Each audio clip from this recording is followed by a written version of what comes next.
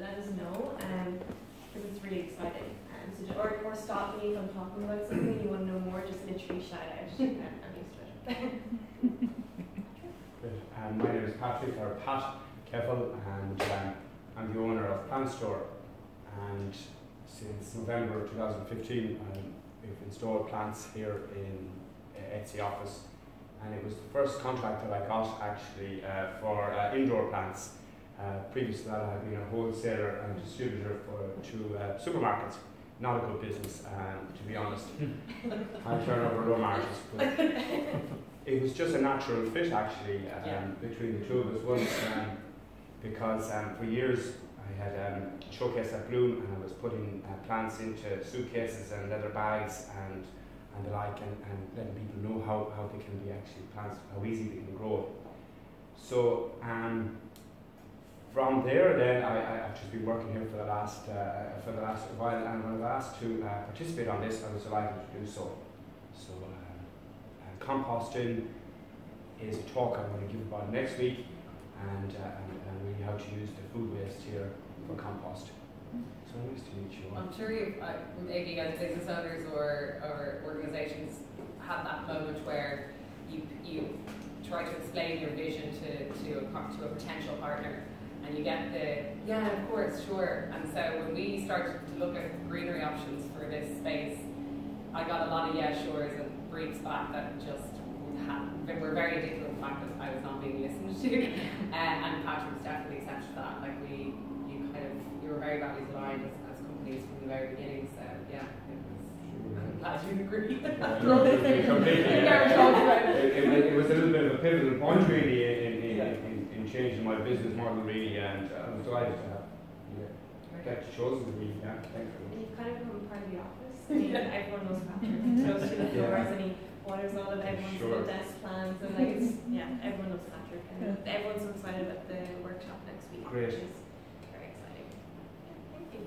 Hello, my name is Una Lavelle, and I'm not the owner, but I am the general manager of a social enterprise based out in Clondalkin that manages waste, electrical and electronic equipment, also known as WEEE. A bit of an unfortunate kind of that's as it is. And so we literally take anything with a plug or a battery, and we operate as a transfer.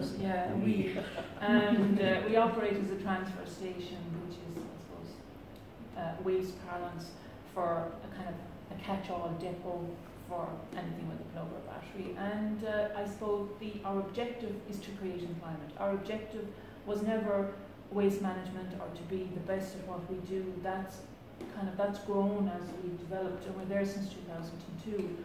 But at the moment we have 18 people who were long-term unemployed, and may have other issues as well. But long-term unemployed is one of the biggest issues out in Clondalkin.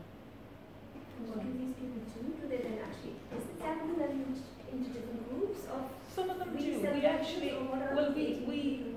we get funding from the Department of Social Protection to create employment, and it's under a program called the Community Services Program, which we've had funding in one way or another since 2002, or partial funding since 2002, and the bias changes, and unfortunately with a lot of social enterprise, you chase the funder at times, so that what you do, sometimes you change what you do, or you adjust it to meet the funding requirements. And we're no exception to that, I suppose. We started, and it was all about creating employment.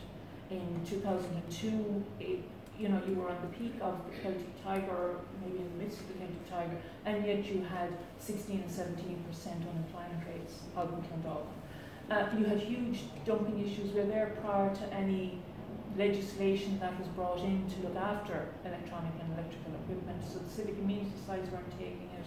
There was, very few places actually taking it as a waste material. So we were one of the first dedicated sites in Ireland to actually deal with the waste, and there was huge problems with dumping in Clondalkin in particular. So it was seen as a way of killing two birds with the one stone for all intents and purposes. But what we do is we offer a free service, or some of it is fee-based, but we offer a service to over 100,000 households, businesses, schools, charities, like the whole community, is offered a service to have their waste electrical and electronic equipment recycled. And that's on an annual basis, and it's growing. We're growing about 10% year on year over for the last few years. So we have to have people to communicate. So we have leafleting teams, because it's a public service. We operate on behalf of the Department of Social Protection. We operate on behalf of the compliance team. We're partners with them, and we partner with the local authorities as well. So if there's no junk mail, we still let people know that this is a free community service that's being offered. So we need to take complete control over that, because if leafleters won't leaflet in a door that says no junk mail, so we need to be able to communicate to everybody. So we have teams to do that, teams to collect it, teams to sort through it. It's everything from you're singing Christmas earrings, or you're singing typing, or the birthday card that opens and sings happy birthday. So that's the smallest electronic equipment that we deal with, but right up to American fridge freezers. And I do workshops in schools occasionally as well. And one child said, and there's electric cars now, don't you? And I said, yeah, we're not going to be dealing with those anytime soon. But it's possible. It's their electrical equipment. So yeah, he was kind of ahead of the curve with that one. Take a 6-year-old. And so then we disassemble the large household appliances. So that's anything that's in your kitchen or your laundry room, apart from fridge freezers, which are considered a hazardous material. And we brought a present to Etsy here tonight for inviting us, and it's down here on the table, right down at the end, and it's actually a planter that Parish is going to get working on. It's from a tumble dryer drum. So that's one of the kind of byproducts of, we had a really lean, back in, I think it was about 2007-8, the commodity prices for metal just completely collapsed. And it was worth nothing to us. We were, had to pay margins even to get rid of it. And we started looking at even just improving our own building. And I happened to be going through the warehouse when the lads were dismantling one day. And I said, God, they would be fabulous planters. I only started there in 2007. I said, they look like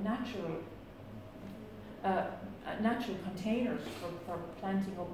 And lo and behold, they were. They take once you get them out of the machine, they're absolutely perfect for planting. And they're used to a wet environment, so they can be left outside, particularly the washing machine drums. And I was talking to Patrick earlier on. Yeah, just because last year we put potatoes in tyres, 2 tyres, 1 tyre, and let the plant grow, and then another tyre and put potatoes in. Looking at that, it's just ideal for it. And we do that in community schools, or community gardeners in schools. We do parts of Africa in India, they then assemble the bicycle frame to that and then make a washing machine out of it. They have no electricity. Yeah. And the tumble dryer can do the same thing, so you get exercise in your laundry. So that's maybe you use that very well. So sorry for the intro. Yeah, so that's me. I'm sure you have questions there. Dennis Lower. I have a company online called Brown Bin Rescue. And you can see here from the products that they're compostable liners for initially using in your brown bin to allow you to use a brown bin easily. Now, not everybody can use a brown bin depending on the space they're in, so they may just want to collect it in the kitchen. So we would have this caddy we brought in from Italy, which works on the same base as your wash basket at home, that allows the air and the heat in the house to go through it. So therefore there's no odours building up. If you put food waste into a closed container, within 5 minutes as soon as you open, you've created an odour. So if you cut an onion in your worktop and you put it in there, it's still an onion. It'll dissipate the same as it would if it was sitting beside you in the kitchen. But what it allows you to do then is to actually fill this bag completely. So you're getting a full 13-litre bag full of food waste, as opposed to having something at the end going, oh, I'm throwing it out because the odour was offensive rather than the bag being full. So the idea was that people were going to supermarkets, and I think it's probably more the husband more than the wife, and we'd ring back and go, is it the roll with the green stripe or is it the one with the red stripe? I don't even know what you're looking at. What supermarket are you in, right? So the idea was, you put our brown bin out, you put it out every second week, so you need 26 liners for the year. So on the one we do from a company called Green Sacks, 9 rolls of 27 liners, so a year supply would be 9 rolls. So put a price on that, you have free post and packaging, 1 click and arrives in the door, that's it done. But as long as the system is there and doesn't break, then it's there for 12 months. And as soon as it goes low again, click and it comes again. Very what we find is that people come first looking for information, because you have a lot of information on the site, especially for children in school, when they're doing home exercises on what is a composter, what is an industrial composter, what is an AD plant. It's an anaerobic digester that takes food waste in, and instead of trying to get rid of the smell, actually creates methane, and that methane goes into an engine, creates electricity, and fed back into the grid. So the end product then, like the food waste, then becomes a biofluid which is pasteurised and goes back in the land. It's 100% recycling. So these are sort of information that people would spend all night trying to find if they went home to put it all on one site. So we find teachers would use it a lot because they're trying to give instructions on a day, and they'll actually have it live. We've been told that they'd use the site live. So the idea was to try and give as much information as possible, make it as easy as possible. And then people always say, but there's a cost to these things. Yeah, there's a cost to them. But if your refuse cost reduces because of using it, well then there's a comparison between the two. So my association with Etsy is that originally I was just doing domestic, and that was gone okay, looking forward to pay by weight, which unfortunately got scuppered with water charges. The reality is that the Department of Environment buried pay by weight because somebody forgot to tell them that the green bin is paid for by industry. Repack Ireland brought in the green bin, not the refuse companies, not the county councils. So 2/3 of what's in your green bin is paid for by industry in the country. And somebody then realised, do you know what? If we get caught trying to charge households a second time for something that's already paid for, they'll nail us. We're already trying to get out of the water charge, so scrap it, just whatever, get rid of it. And that's what happened. So Dennis Knox is now down going over the last 12 months and God knows how long more. But the idea behind pay by weight was that if you're getting into your brown bin, you're using all these things to make it easy for you, well then the cost per weight as the cost per lift makes it worth your while. And you're not holding on to the food waste. So where if you're going to do pay by lift, it's only this, but this week by the time it gets to the end, it's absolutely rancid. It's of absolutely no use to the composting centre who receives it. Everybody's losing on this. So by paying by weight, you might as well put it every time, because it's only by the weight that's going out. But I was saying the reason on Etsy was that I was starting to get into commercial side, which I wasn't initially. And I got this frantic phone call one day, do you do 60-litre bags? And I go, yeah, I'm sick and tired running to the shop trying to find the damn things. And I said, that was the whole principle we set up. And she goes, you start supplying us, and that's how the whole relationship came, and that's what kept it sense. But there's not many companies do what you do. It's not the norm, because unfortunately food and waste generally don't seem to be separated in their mindset, and they just see it as something that just has to be got rid of. But they're now, from their accountants and the company side, saying, listen lads, this is a heavy hit on our balance sheet. It's something we really have to address, because we can haggle with suppliers, we can haggle with this, but this thing has got a set fee. And we really got to start looking at where this is going from. And then there's such a huge pressure now coming from the EU for landfills. Just a quick figure, in 2012, because we were running out of landfill space, the government of the day ran to the EU and said, listen lads, we don't have enough landfill space, give us some kind of break in. And we went, okay, fair enough. We'll allow you to export your mixed waste. Mixed waste means everything goes into a black bag and out the front door, that's mixed waste. And they gave it this wonderful term called minimally treated. Minimally treated means it's wrapped in plastic like a bale of hay would be down the farms in the country. So we got this new term of minimally treated mixed waste. And in 2012 we had exported to Germany and Sweden 30,000 tonnes. In 2014 we had exported 500,000 tonnes. And 16 was the same and rising. Now they say Pool Beg is going to address the thing, it's going to be silver bullet. It's not, because the issue is it's now being seen as well. We just simply get rid of the mixed waste down to Ringsend. The poor people in Ringsend are getting this thing poured on top of them, and the rest of the country's waste for that matter. So the separation of food, and it has to be looked upon that even though it's a waste product, it's still food. It's not a waste that can't be dealt with. And unfortunately, when it goes in with general waste, it contaminates to a point that it can't be recovered. So then the only place it can go is for incineration. But Sweden is going to go and give us all your waste, lads. But we're dependent on their excess capacity. And this happened 4 times last year where there wasn't enough excess capacity. And the national landfill called Drogheda, which is down in Offaly, had to be officially opened 4 times last year to accommodate the waste we couldn't get rid of because we've nowhere to put it. So that's where I come. If I don't mind, if I could get those figures just for because it's actual export of mixed waste. Yeah, but it's all mixed waste that they're exporting. We just have it right. And it was 500. 2012 we had 30,000 tonnes, and in 2002 we had 500,000 tonnes, and rising. And from an energy point of view, a video on the site, the engineer in Sweden says for every 3 tonne of that mixed waste that's exported out of Ireland and the UK, it's equivalent to 1 tonne of oil and energy. So we moan about what goes out of Rockall and we don't care what goes out. And the other thing was, it was exported from Dublin Port. They started bringing in these cruise ships. The oil was getting a little bit offensive, so the captain of the dock had it moved from their extra dock. So it's not done from Dublin anymore, it's somewhere we can't see it. So Galway and Dundalk are the 2 export points. And that's the thing, I think it's this like, there's an element of get rid of it, don't very want to see it. esoteric, you know, for people to navigate. I'm sure like if that information was readily available, you know, I mean it is available, but Well, it's on Dublin City Council's like, site. bite-sized, or I can't think of the term. There is that general kind of, you know, vagueness around all of that, like where it leads, and you put out your green bin and feel really good about yourself, and kind of then what happens. And it's fundamentally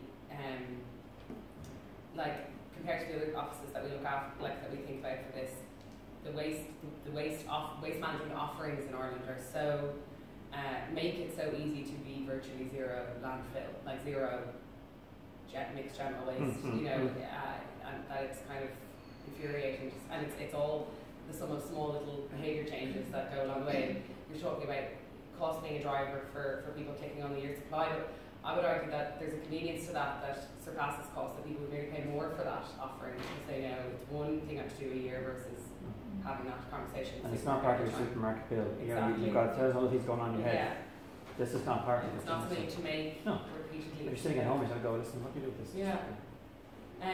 You know, I just wanted to ask you about it being recycling as a social enterprise and kind of why that's important in the grand scheme of kind of waste, and what are the more promising, innovative solutions that you've seen to come out of your interaction with recycling to date?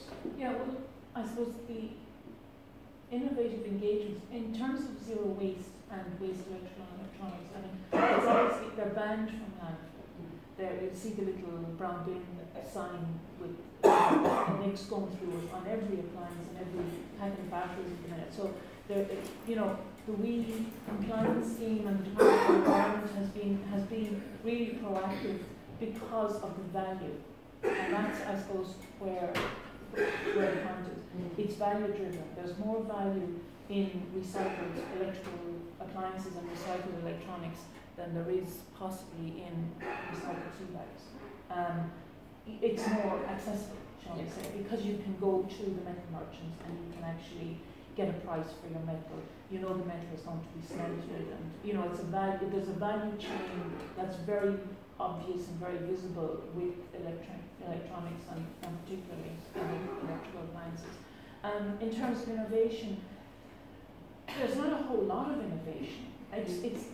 When it becomes waste, which is waste is defined by the end user. So when Exi decides that the printers are no longer of use to me, it's you decide that it's waste. Yeah. And at that stage then, with electronics and electricals, it's only somebody who is compliant in waste legislation and has collection permits and is registered with the EPA or registered with the local authority who can actually manage that waste.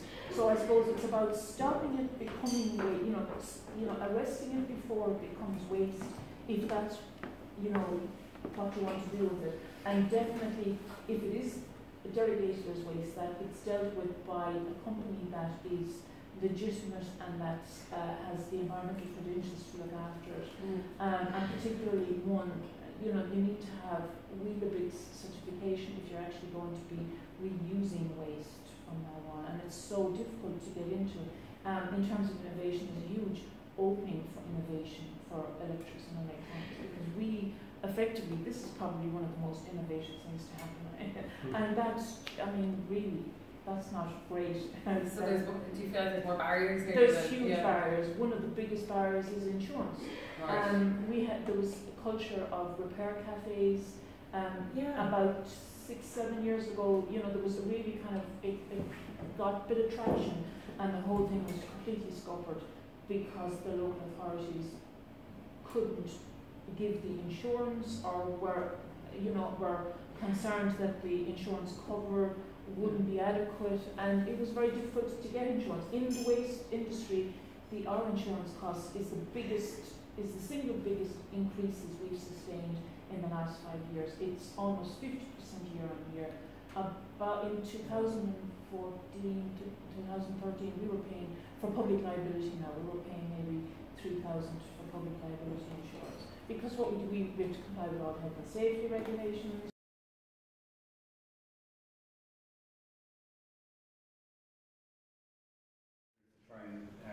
Kind of reduce kind of the level of waste. It's something we're very, very conscious of overall within the business, but that does, right now it does feel like our only option. I was speaking to Pat there earlier on and saying even in terms of so Peter's our head barista, so he makes all our coffee, and at the moment we're producing we've 2 cafes, so between both probably up to 100 kilos of just coffee grinds. At the moment, and we've been encouraging our customers to take those and take them home to their gardens and things like that. So kilos a week. Oh yeah. God. So it's quite a lot, and it's something we want to talk to you guys about to see how you might maybe be interested in. The best slug repellent you can get. Pardon? The best slug repellent you can get. Oh really? Okay. Well then, yeah. So even it's funny, even our broken crockery, for example. So like our cups and plates and things like that, we try and put them to one side, and every couple of months we put in. An announcement up on social media and invite our customers to take them because they're obviously useful in the garden and things like that as well. So we do. There's a few initiatives we do try to kind of. But could we not just pay like all the normal waste companies like Greyhound and City Waste? Would you not just? Would they not if you pay them?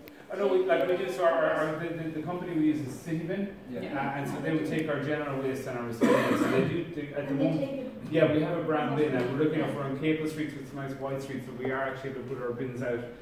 We do our compost we go twice a week, isn't it? Yeah. So they do actually take them.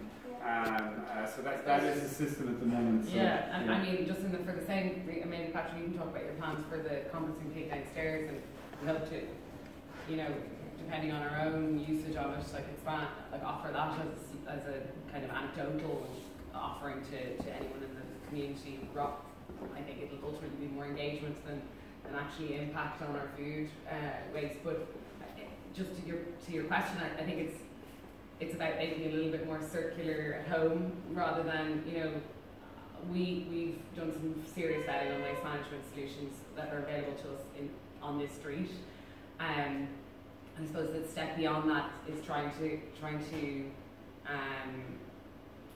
be able to use your waste as much as possible within your own kind of ecosystem, and moving the food waste to City Bin, while it's a great solution as it stands, it's just kind of at odds with, and I think that's probably the point as well. It's kind of, if you could find a way to kind of keep it within the circularity. To minimise it in the first place, yes. and then see how, because even alone you can imagine just the energy costs and unfortunately it's taking a lot of fossil fuels to move these bin trucks throughout the city and things like that, so. But I thought it would be good for them because they can create them with a big composting plant. They can. Well, that's my understanding of what happens. City Bin doesn't have a composting plant. So what are they doing with the bin? They have to sell it to Torrance, who have a composting plant. Of the 6 composting plants in the country in the boom, we were reduced down to 2. 4 didn't close, but they went into the material because there wasn't sufficient brown bin material coming in because so much of the mixed waste had escalated. So you can't leave a place open on a whim that it might come in. So they had to switch down to doing, I know this sounds totally counterproductive, but the black bin waste, because it was contaminated with food, they couldn't process what was inside the bin until they actually neutralised biofraction at first. Still had to go through a composting plant to do that. But the biofraction that came out was of no use to anybody. It was a contaminant and had to go to landfill. So the government took the landfill charge off what came off the biofraction from the mixed waste because it got too expensive. So the whole thing went back in the circle. Now they're starting with 3 plants now, but all these people who are collecting brown bin waste have to sell it to a composting centre because they can't run the mill. And is something good coming out of the composting? Oh, absolutely. I mean, in Kilmaine Wood, where Torrance plant, we ran our bags through there. I spent quite a lot of them up there. They had a whole list of farmers who, one of the guys who got me into this in starter, I went to a particular talk, and the guy who's now dead, unfortunately, he's called an agronomist called Jerry Bird. If you Google him, you'll see he's an incredible guy. He spoke about soil as if he was drinking wine. Like he just got into the thing, he just couldn't get out of it. And he just blew me away. I said, I can't believe that this guy is so informed of what he's doing. And he started saying, look, he said, it's like your wine, you know, you get your grapes, or what soil is it grown in, what part of the world is it grown in, so your Spanish wine's different to your French wine. Same with your food. Of course, would be close. So he said, well, the compost is extremely essential to the land. So you have the fact that it aerates the soil, it allows, holds moisture, that allows the worms to get in easier. And when it comes to nitrates of the soil, there's a natural nitrate compound built up every year, as opposed to using chemical nitrates, which when it rains and runs out the land, goes into rivers and poisons and blah, blah, blah. So there's a whole reason why the composting is there. That's probably a good segue to ask you about it is a good segue to it. And when you start listening, you have to ask yourself, did I actually hear this? And I have a couple of questions about you come on the next one, but I suppose there are short questions and maybe there are short answers. Like from a business point of view, is it viable to have a food waste collection business like you have with the guy going around to the restaurants and picking it up? So it can pay you that person. It would make perfect sense, because if that food waste, and this happens sitting outside a certain restaurant on Nassau Street, and somebody going past just after the clown kicks the bag and spills it onto it, first of all the restaurant gets fined for littering, even though he didn't cause the littering. And somebody slips on that amount of food, he then gets hit because someone took a fall on it. Right. And he doesn't want that first because it's bad visibility to him, stands and charges every $8 And for small businesses then, like McDonald's would be a big corporate, like those guys can accommodate brown business, that's fine. But these are eateries who can't, owing to the space requirements, adopt it in a any scale. And you can't bring one through the shop and then bring it back out again, because that's against the artifact. Right, so how does it work then for those? Well, the bag goes in empty, so it's not a problem. It goes out with waste, so then it's not an issue. Right. So it's not separated? No, the can be, because the guy won't, there's no bag perceived to be good enough. It's a whole food waste on the street, and we would argue there it is, they won't allow us to use it at the moment. So that's kind of a constraint, isn't it, really, for any small business? But it was much easier for someone to have started, and it raised the whole bar of, if you're inside and you're eating a meal and somebody walks in well dressed in a uniform and he or she is collecting a bag of food waste, and you say, well, that's just the byproduct of what I'm now eating. I don't see an issue with that. Right? And then you say, well, where is that going? Oh, that's going to be processed for compost, so back and grow this meal which I've just eaten. So then there's an acceptance of what it's all about, and you go home and you discuss it again. You go, maybe we should do this at home as well. So then it percolates down through the whole line. Yeah. Where at the moment it's like, get rid of it, don't make me talk about it. And actually that's kind of, that was the real like driver of our partnership with Plant Store, around the kind of bleeding it out into the behaviours of our employees. We could nerd out on it for hours. A huge amount of our change management is around community-based social marketing, and kind of developed by a guy called Doug Mackenzie Moore, and it's a sort of step-by-step toolkit into like isolating behaviours and not going, who we'd like to be more efficient, you know, and really getting down to what behaviour you're trying to change, and building out a whole platform around that, and recognising that that people are not driven by an intrinsic need to do good. You know, the main human driver is more about appearing consistent to the tribe, but there's lots of things like that. And so, you know, one of the reasons why we have the composting thing, one of the reasons why we ask them to the workshops and all those things is about getting, you know, do you find that there's an appetite within your own business then beyond Etsy to do it? And well, that was your question, really, that you sent in the email. Yeah. And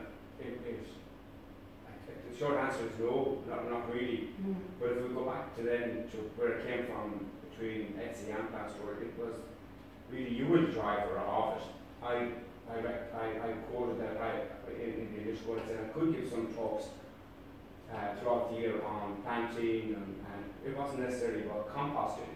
So it was yourselves that kind of were the drivers in the topics that you wanted to talk about, or soils, where the soils come from, and then we kind of generated a kind of a workshop pattern, I'd say, or a workshop type of agenda. That the first half of it is educational, the second half of it is hands-on, that you actually pot up something and you walk away with something that you've done.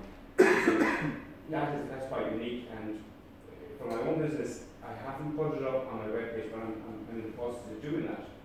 Because how do you... See on your Facebook, there's like workshops and things like that, you know. Yes. Yeah. They were through the shop that we had in Dalkey. Yeah. So people come in and they could sign up and you say, listen, there's a terrarium workshop, or there's one on planting up window boxes.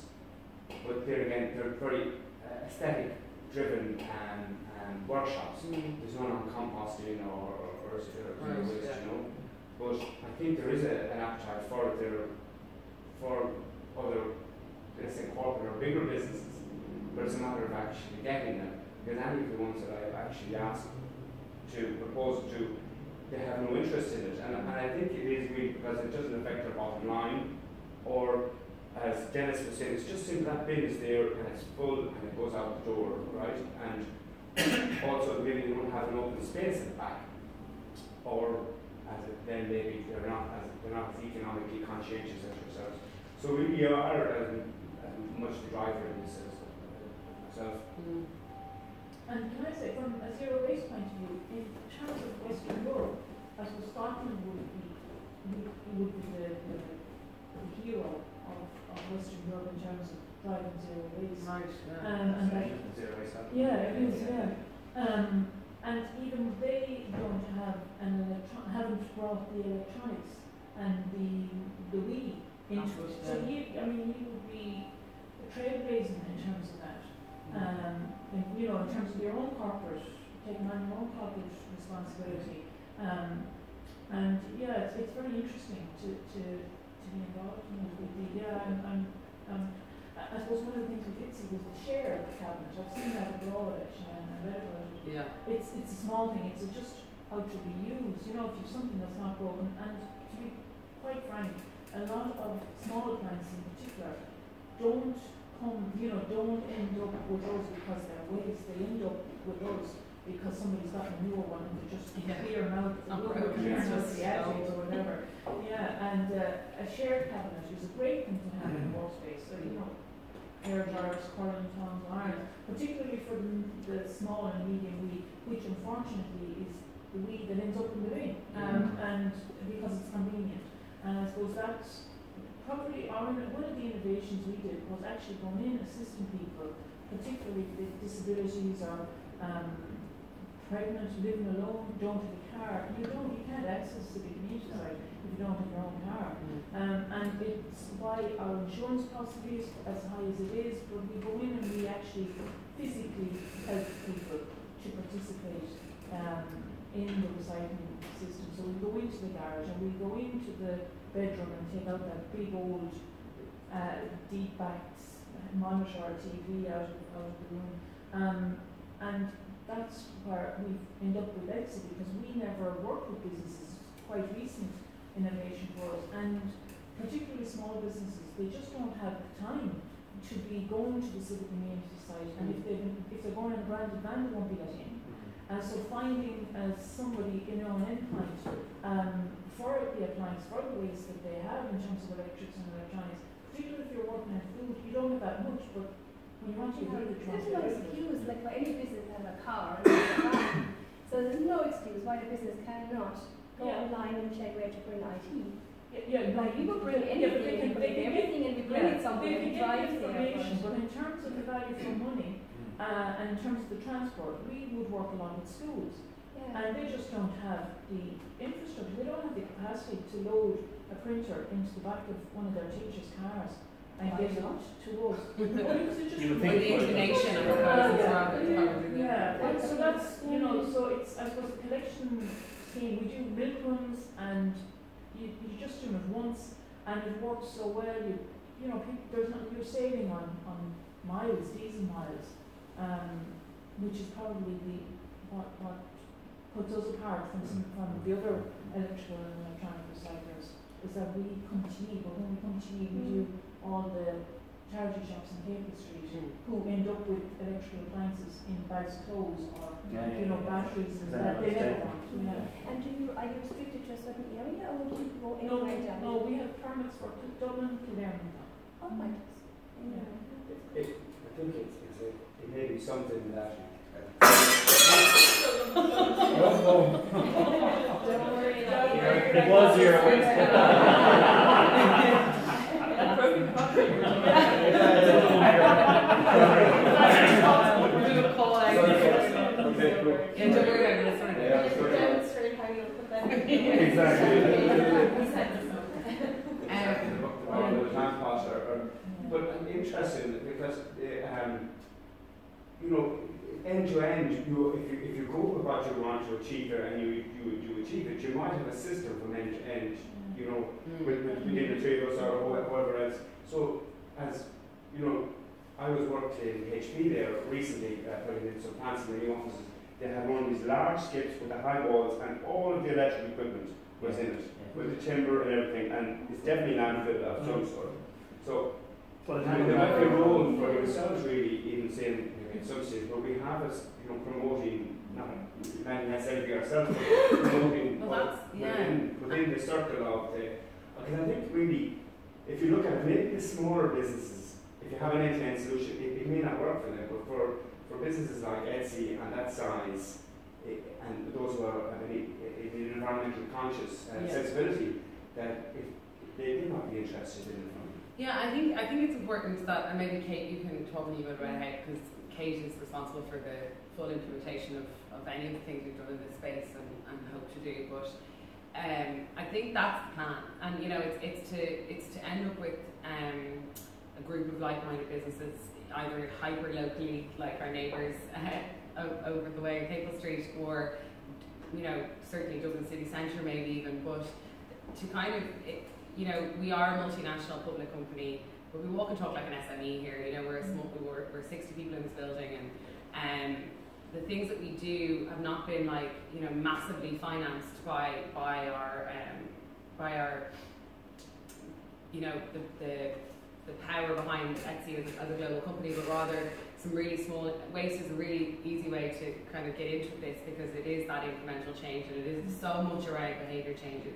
And creating, you know, you can talk a little bit more about this than I could, Kate, but that's the idea, that we end up kind of creating, you know, that like sort of business to business like cohort where we can kind of share our learnings and also learn from other things and create this sort of end-to-end like roadmap to 2020, zero waste, or 2017 to zero waste, whatever it is.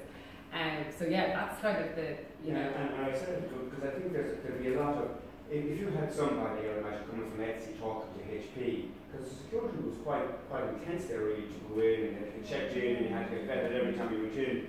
And like, if I had to recommend you, it was I'm just a subcontractor myself in there for the plant. So coming from somebody else, you know, I think I'm more confident. Sorry, just like to add my experience. Morton's, we supply food. We're a food store and a shop in Grenada, and we provide food items and groceries. Just to like to put our experience on this, our biggest thing. I would love to have a store that has all of the items unpackaged, free to take its smell, and you grade the products. But we're finding that labelling rather than packaging, but the packaging is driven by the labelling to some extent. That's becoming the thing that sets the pace. You now need to label for an immense number of details. Apparently, nutritional information is on the way. That will be very difficult for small businesses. There is all the allergen information that you have to give. There's laws about that. It makes it very restrictive. So it means you have to package everything. It means all the supermarkets have to package everything, put a label on it, and that's the way, unfortunately, it goes. But that is the thing that is driving it for us. And just think of the ribbon. We have a kilometre of ribbon. We are probably using 1% of that for the text on our printer, for the text. So the amount of ribbon that is wasted in doing the labelling is immense. Because you're only putting the text bit of the ribbon, but you've used that space of that with the ribbon. But then you have to buy a different printer. But there actually isn't, genuinely, this is the way, this is the most because efficient that's the way. worst printer, which has basically, it's like a carbon paper, and where it hits, it puts the colour onto the label, and the rest is You can actually read the information, But, isn't it? yeah, there are restrictions. You're talking about the heat percentage one, but that is difficult as well, because if you're putting it on products that go into an oven to be heated, then the whole thing goes black. Yeah. So there are restrictions on those materials as well. Yeah. So we would love to have, and just to link on that, products, how we're educated. You were talking about things becoming more modern, and we're educated that we're not educated, but we need to have something new. How we are coached on food and what food is like. To me, a tomato, for instance. A tomato is something that is soft, it smells like a tomato. You can tell it's a tomato. It might have a few black spots or even a mark down the side. We're educated through all the marketing with the supermarkets that it has to look beautifully red with a drop of water running down it. It will be rock hard, it will taste like water, it won't taste like a tomato.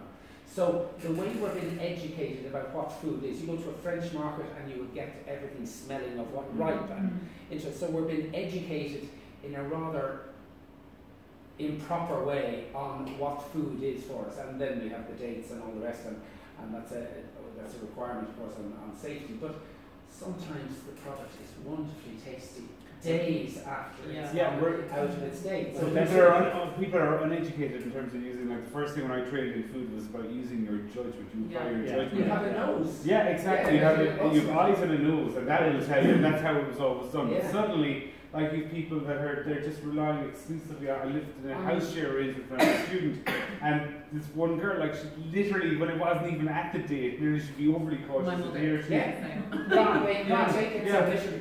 On the composting, we usually follow recycling, general waste, which is just cannot be taken elsewhere, and food waste. And we religiously follow that separation, and we do it. There are businesses, and this comes to what you were asking and what you were saying. Some people can, some businesses can't do the segregation because it was, some businesses choose not to. Yes. There is no imperative that they have to put their food into the food waste. They do and can put it into their general waste, and causes the problem. And they're encouraged, but there's an expense that, again, this will come into their cost line, and they will say it's cheaper to do it a different way. Let's take a cheaper option. And it's flawed, and it's not taking their environmental responsibility right, in my estimation. But it happens a lot. In 2010, commercial food waste regulations came in from the EU, and they thought that was it, it's over now, they all have to do it the top right. There's only one thing came out of the food waste regulation in 2010, just one thing, and that was the ban of the under-sink macerator or blender for getting rid of food waste. And the only reason that went wasn't because everybody felt like hugging trees the next day, but because the inspector comes in regularly to check for the fat being removed from the water that comes out from the sink. And if the inspector caught them within a macerator, they'd be closed down. That's the only reason they disappeared. So it wasn't illegal to sell them, it was illegal to use them as little trucks. But it is, like, my original background before I got into food, I actually worked for the energy regulator, and one of our roles was actually kind of, green energy and also kind of energy efficiency and things like that. But, like, it wasn't until the price of electricity and gas started going up in Ireland that people started being concerned about, energy efficiency, energy saving light bulbs, all of these things that people now, I mean, it's remarkable from where we were, and it was all down to the correct economic signal and rewarding people for the correct behaviour.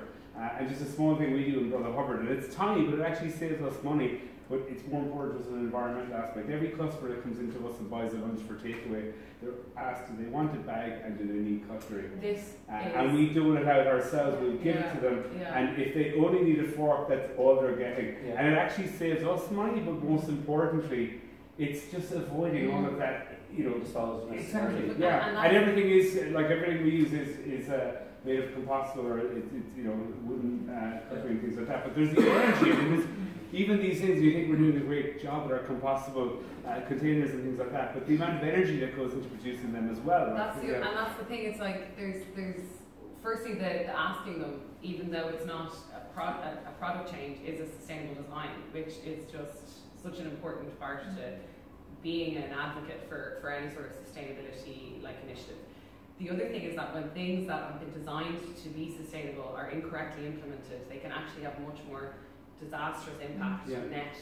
A compostable cup is a good example of that. The embodied energy in a compostable cup is exponentially higher than your average paper cup. So it doesn't end up in the compost bin, and it ends up in landfill. It's food on landfill, you know, like it will behave like food on landfill. So it's, there's so much. I think it's interesting that the drivers there would have to be local government or government in general. Like it was the energy thing and the cost of it was going up, and they had to produce it. So that would be a driver. But then if you go down to the individual, I was going to ask you. I have friends who go to the supermarket, and that labelling on all of the packaging that they buy, it's important, it's relevant. They get it. They go over to the counter, they take off the packaging, and they leave it there in the supermarket because they've just bought the product.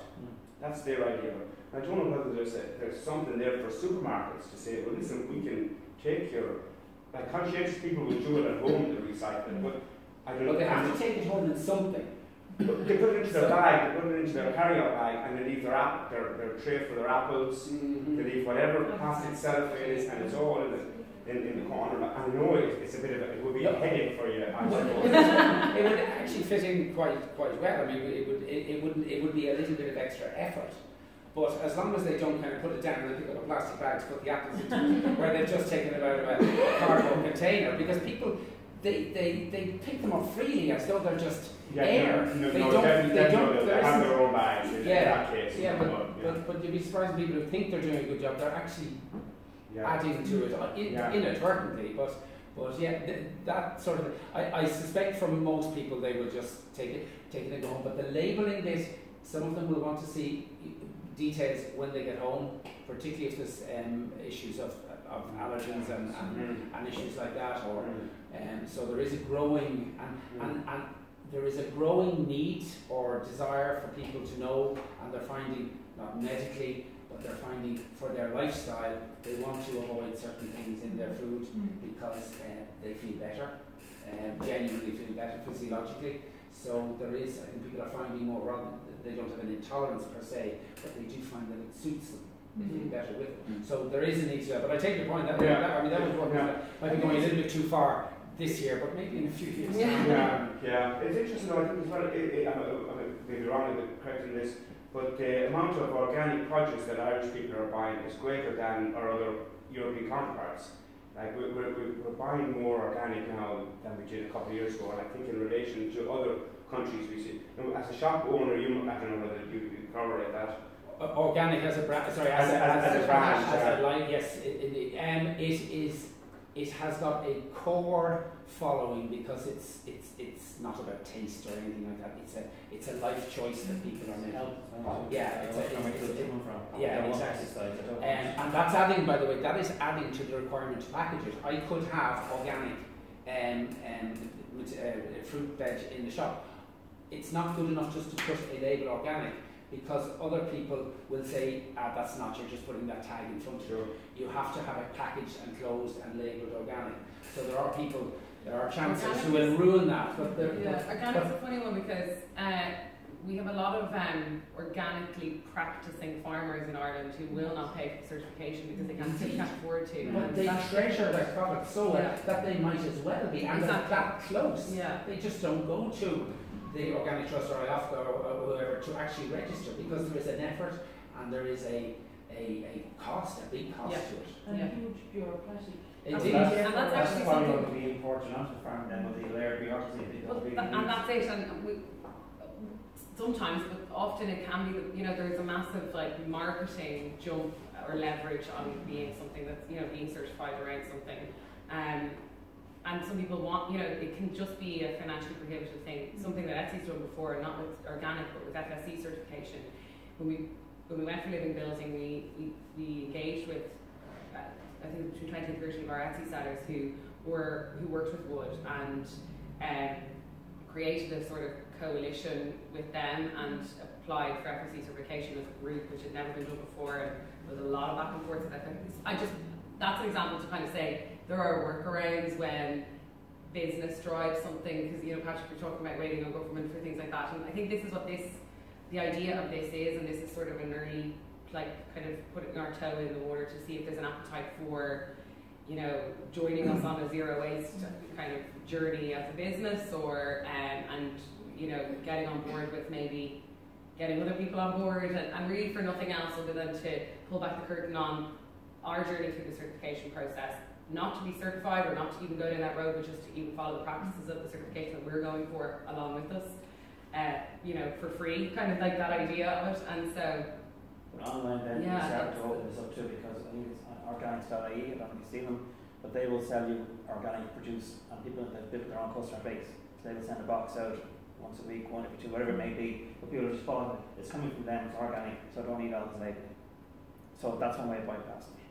So you can end up with your own following in your shop that wants organic, we post it out. You know, it's just going around and getting on and all that. We have a coordinator for the Community Use Network, and she's an absolute hero in terms of living the sustainable lifestyle, and she endeavours to do kind of really individual, you know, she works, it's all to do with herself, and we kind of follow her. She's so inspirational. But last September, October was in Youth Month, but in September she had taken it upon herself to buy no plastic. You know, so none of her food that she bought could come in plastic packaging. And she was able to live, you know, she was able to manage for the month, except milk. Milk was the only product she couldn't get without the plastic on it. So she could get bread and she could get her grains, and you know, she could actually live. She's a vegetarian, and she had no problem apart from. So it's interesting, you know. But the amount of time and effort that went into living that lifestyle for the month was probably she had to put 3 times as much effort into doing her shopping than she would normally. Well, one product that's been out there for donkey's years that I want to come across again recently, another trying stores, I know in Ireland actually selling it, and actually following that generally, it's on Amazon and it's on the bottle States. It's beeswax cloth. Have you ever heard of it? Right? Instead of wax paper, Instead of actual plastic, instead of using cling film or something, you actually use a cloth and you wrap it around, the heat of your hand actually formulates it. And because of the antibacterial properties of the beeswax in the first place, you can only wash it out with warm water and it's back to normal again. There's no heavy sterilisation needed. So you just use the same thing. So if people bringing lunches into work, instead of having to throw away that cling film or the tin foil, it's just one container with this wrapped over it, and it's perfect. Why is it never used? You need to start bringing that in now, John. You need to start bringing that in. Lisa brought in the seeds in Madeleine McKeever. She's selling seeds and she's a producer, and she went to New Zealand and she had seen that beeswax, and she has put on her website that she started making it. So she was on my list to do to phone She's in Ireland? Yeah. Oh, okay. She's not there, so she needs to up her presence. Brown envelopes, that is like everything, every small business you can do only so much. But she has posted on this, I've seen her post on the Zero Waste Facebook site. Oh, very brilliant. And I think she get loads from that. Yeah. We get loads of business from the Zero Waste site, Facebook site. What do you talk about it? Sorry, what do you do? We start recycle paper. Okay. And I'm doing this since 30 years. And we started because we couldn't get recycled paper, 1987. And like it went from, like of course it's just buying in and selling on. Wherever you can source what goes with recycled paper. Initially it was for homes, and it was home selling it to shops, and then offices came along and the office supplies took over, and then printers came along. So we did pallets of printing papers, and as soon as mainstream moved in, we moved on. So we would do catering products, but to the smaller users. It's easy for you.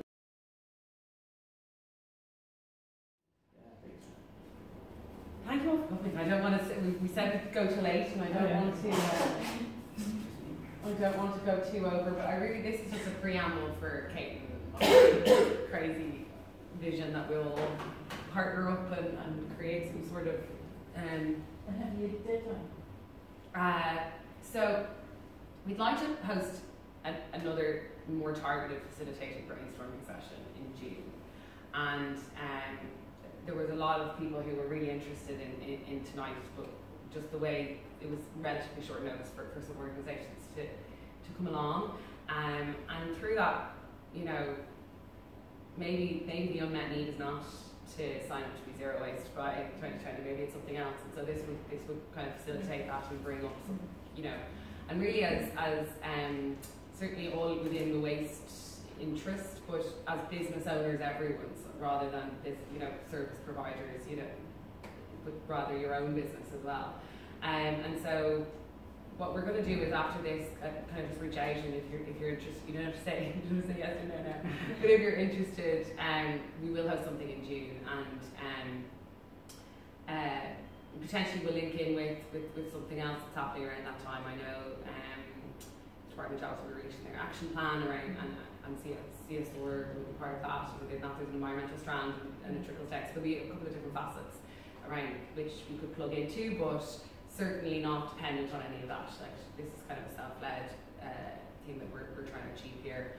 And so yes, thank you all for coming in, and we're definitely not kicking you out to have some more wine, but we don't need to keep it as thanks for organising it. I'm very happy for us to kind of meet your point of view from those who want to avail the service as well too, because sometimes you feel like you're on your own in this very environment. Yeah, I think we've definitely not felt alone based on the fact that we have so many vendors that are like, so engaged, and you could probably speak to it a little bit more about that, Kate, definitely. Yeah, I mean, we're so lucky. Like, I think here one of the most important things I've learned is that it doesn't have to be like a crazy big change or, groundbreaking thing that you're doing. It can just be small little things like, introducing keep cups. And like we did a dumpster dive last year, which isn't as dramatic as it sounds. There's no diving involved. It was literally Jenny and myself emptied our trash out onto the floor, and we were just seeing, kind of how are we doing, like contamination wise, like what is our biggest streams. And definitely one thing we found is that food packaging was high, and especially takeaway paper cups. And so we got some keep cups, which are wild over there, and we set up some discounts with some local vendors, and we're on board with that. And so basically any Etsy employees who bring the keep cup in, they can get a discount on their coffees, which is a little incentive. Very small, but it's definitely impactful, which is really cool. And other things like we run a lot of other engagement activities that we kind of touched on. Like Patrick has done like upcycling workshops where Etsy employees will bring in something that they no longer use at home, and Patrick taught us how you can make it into a plant holder. Now we have a lovely tumble dryer bin that we can use, and it's just all about little changes and working with vendors. We have so many next steps, and a lot of it will involve the vendors that we partner with. We already, as you can kind of see here, with the reuse method that we have this with so many vendors. We get these juices from Black Sheep every week, and we could have maybe 50 odd delivered every week. If we don't throw them away, we wash them, and Black Sheep collect them the following week, and they refill them for us, and it's our delivery the next week. Without this scheme, I think I worked out the numbers, I'm trying to remember now, but we would have nearly 200 a month, and it would work out at 2,500 a year if we did this just from those glass bottles. So having that model where we just reuse, we don't throw away, has been massively impactful. But again, it wasn't for you wash them yourself? The which, sorry? You wash them yourself? Yep. Yeah, the cleaners. So and that was kind of to bridge that change, because asking a vendor to do, so at least it was like they're fresh again. They're ready now, they're ready to go. Even small things like swapping out cardboard boxes for deliveries for reusable crates. Like Morton's do that for us from the very beginning. They come in, they deliver the food, they take the crates back with them. So we're not left with this giant cardboard box. Those small things. We hold like swapsies where we ask people to bring in things that they don't use, and they can swap out with other people. Obviously donations. And I mentioned upcycling. Like there's just so many. I think we should talk about this forever. And I'm conscious that we've run over time, but if anyone is interested in hearing more about specific stuff or diversity that we use here, you can have a mess around with it if you want. But I'm so happy to reach out and tell you more about the different things that we're doing.